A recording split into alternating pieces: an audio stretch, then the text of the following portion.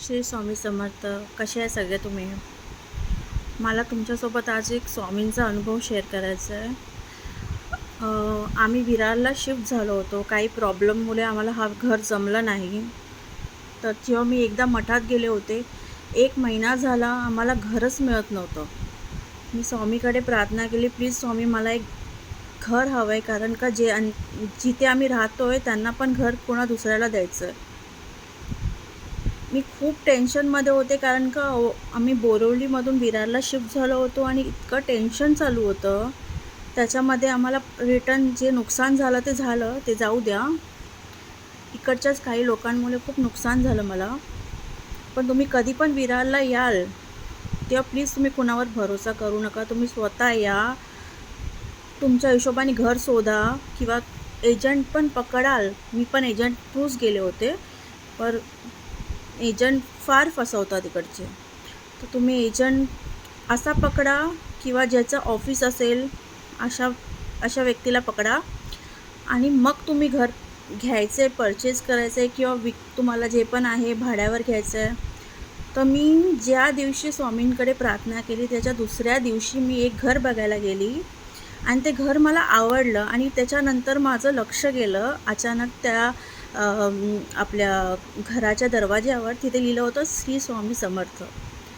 तर मला असं वाटलं तो घरी पण मला पटकन आवडला आणि जी पाठी लिहिली होती स्वामी समर्थाची त्याच्याने असं वाटलं की स्वामींनी मला स्वतःहूनच ही संधी दिली आहे की हे घर माझ्यासाठीच आहे.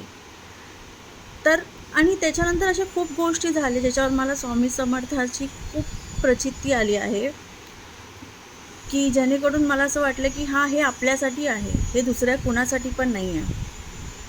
तर मला ही गोष्ट खूप म्हणजे ना असं म्हणतात की स्वामी आपली साथ कधीच सोडत नाही. आणि मला पण आता असं वाटतं की मी खूप कंटाळली आणि त्याच्यानंतर मी असा विचार केला की नाही, मी मठात गेले, खूप त्यांच्याशी बोलले, बसले, माझ्या सगळ्या वेदना सांगितल्या त्यांना, नामस्मरण केलं. तुम्ही माझ्या व्हिडिओमध्ये बघितलं पण असेल.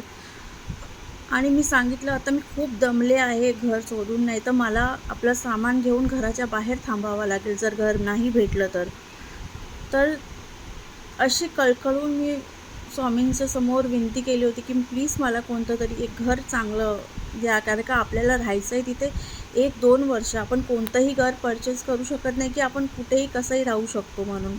हर गोष्ट इम्पॉर्टंट असते, जसं पाणी हे ते. जसं या घरामध्ये खूप प्रॉब्लेम्स होते. तर जेव्हा मी हे स्वामी समर्थाची पाठी भेटली तेव्हा माझ्या मनामध्ये आणि जसं पाहिजे तसं ती ऑनर जी होती ती पण खूप चांगली होती, स्वामी भक्त होती.